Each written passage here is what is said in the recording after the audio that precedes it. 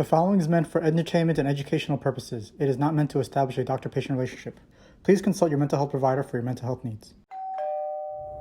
Hello, welcome to Chez Eric, where we talk about psychiatry and religion with a focus on how to apply it to your life. My name is Dr. Eric, and I am a psychiatrist who happens to be religious. So today we'll be continuing the William James series, Varieties of Religious Experience, and lectures 14 and 15 we'll be talking about the value of saintliness. And this is a really interesting topic. Last lecture we talked about saintliness. Now we're talking about the value of saintliness. And last time we talked about the struggles of trying to understand value when you have to understand the relationship with theology and all those things. You check out the previous video if you haven't already. Today, William James goes through great lengths to kind of point out that religion isn't this thing that's separate from ourselves, from the dogmas and beliefs. It's not an unchanging thing that stays stable and still. The opposite is true. What we found is that religion has changed over time. So when monarchies ruled the world, cruelty and arbitrariness was baked into our understanding of God.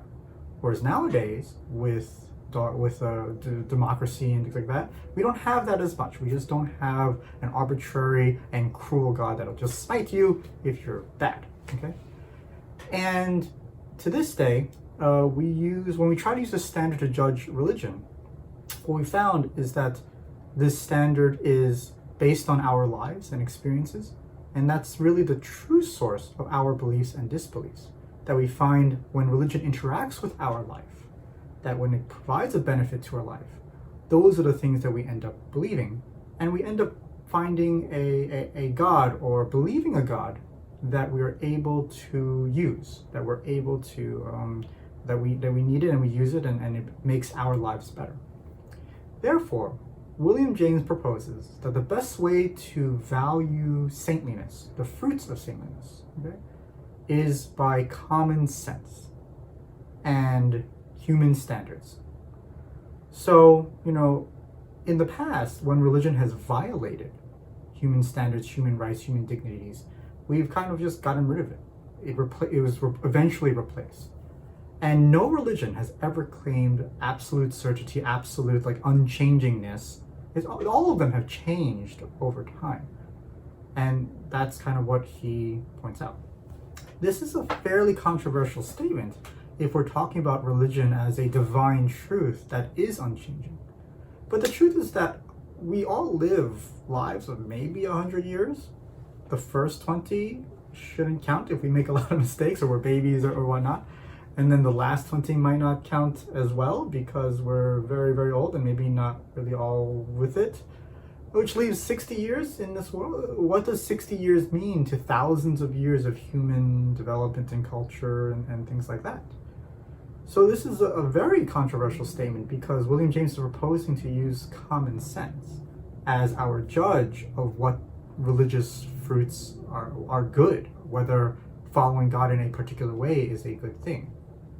And that's kind of the challenge here, because then you run into this problem or this concern that everyone can just do their individual thing and everyone can just do whatever and no one really knows who God is and everyone just believes what they want to believe. But William James is kind of pointing out that that's kind of how it goes. That's kind of what's true. That's what we do. Let's just acknowledge it for what it is. He goes through a critique. He answers the critique that one might have with this common sense fueled or motivated source of understanding religious value. And the criticism is that we would become skeptics, that we would just doubt everything all the time and not believe anything at all. And William James counters this criticism by saying that it would be absurd to believe that that if our beliefs today would not be considered absolutely foolish tomorrow.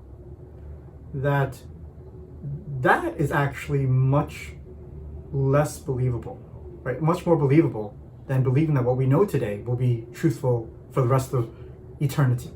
So he points that out. And he also points out that there's a difference between being a skeptic. Say, let's say an atheist is a skeptic. They're doubting, they're always doubting.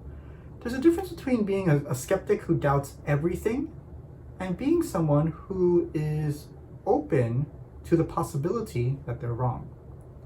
And being open to the possibility that you're wrong leaves you open to understand the truth. That you realize the limited aspect of your understanding of the world because it's only based on your experience. And in doing so, you are in a better position to gain future truth because you're willing to let go of previously held notions that don't prove to be truly beneficial in your life. And, if you have a group of these people, you'll have a group of people who don't love dogma, but rather they love truth. Dogmatism will still continue to condemn this way of doing things for being probabilistic. For example, if I told you that I am 99.999% certain that God exists, I would be told that I am not truly faithful. I don't believe that, but it's a different thing entirely, right?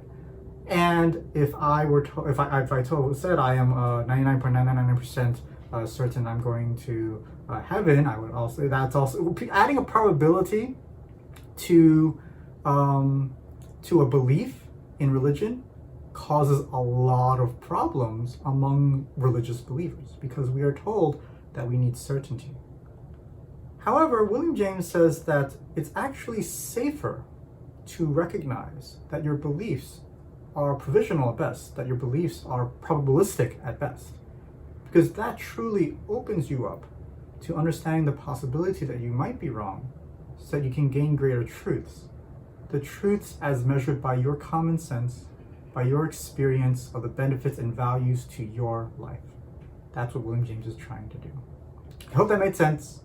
We'll talk about more next time. 7 parts. Remember, this is part 2. 7 parts. It gets really good. So I'm excited.